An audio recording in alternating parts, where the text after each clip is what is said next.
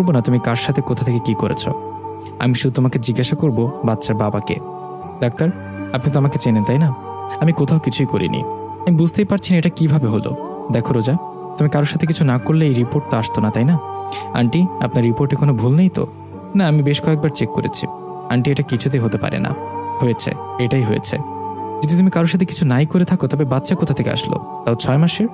আচ্ছা, এমন নয় তো তুমি কোনো পার্টি কিংবা অনুষ্ঠানে গেলে, ওখানে গিয়ে তুমি অতিরিক্ত ড্রিঙ্কস করে ফেললে, আর সেই সুযোগে আন্টি আমাকে কখনো আমার মা শপিংয়ে পর্যন্ত যেতে দেয়নি। কলেজে গেলেই নিজেই নিয়ে যেত, আবার নিয়ে আসতো। সেখানে রাত বিরাতে কোনো পার্টিতে ইম্পসিবল।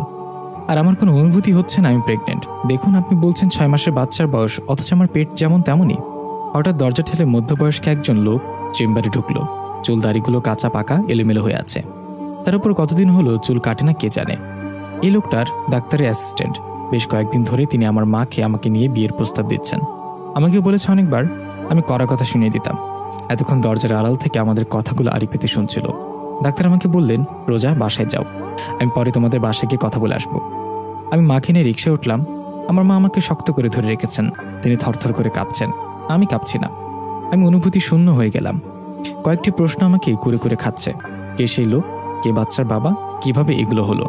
আমি আর ভাবতে পারছি না। আর না। রিকশায় বসে মায়ের কাঁধের উপর লুটিয়ে পড়লাম আমি শুনতে পাচ্ছি মা আমাকে ডাকছেন। আমি সাড়া দিতে পারছি না। যখন চোখ খুললাম তখন আমি আমার রুমে।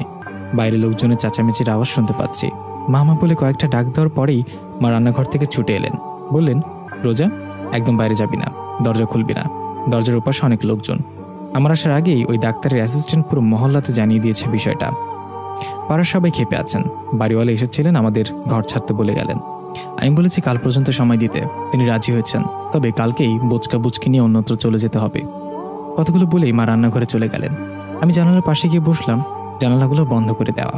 ঘরের কারেন্ট লাইন পর্যন্ত কেটে দিয়েছে লোকজন। কিভাবে এতটা জঘন্য হতে পারে এরা? এটা আমাদের সমাজ। সমাজের লোকজন হিসেবে নিজেদের পরিচয় দিতে লজ্জা করে না এদের?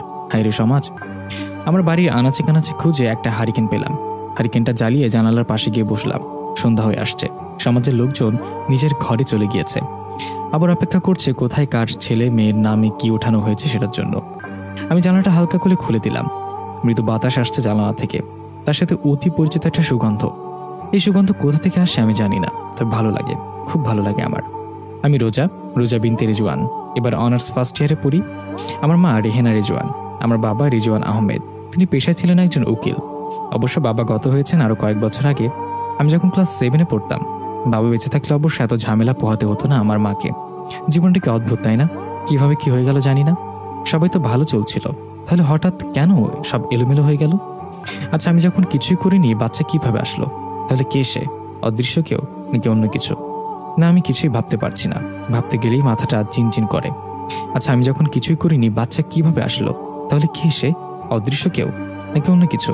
এসব ভাবতে ভাবতে হঠাৎ ফোনের স্ক্রিনটা জ্বলে উঠল। ফোনের দিকে তাকাতেই সাইফ নামটা দেখেই ঠোঁটের কোণে হাসি ফুটে উঠল আমার।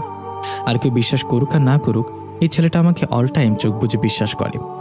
কল রিসিভ করতে অপর প্রান্ত থেকে ভারী কণ্ঠে আওয়াজ আসতে লাগলো, রোজা, তুমি এমনটা করতে পারলে? ছি, তোমাকে আমি ভালো ভেবেছিলাম, হয়তো ভালোবেসেছিলাম, তার এই মনে রাখলে তুমি? রোজা, আসলে ছোট লোকেরা এমনই হয়। কবে না যেন কার সাথে রাত কাটিয়েছে টাকার জন্য। এসব সাধু সাজা হচ্ছে সবার কাছে। আমারই ভুল হয়েছে। তোমার মতো থার্ড ক্লাস মেয়েকে বিয়ে করার সিদ্ধান্ত নেওয়াটাই ভুল হয়েছে আমার। ভালো তো এখনই ধরা পড়লো।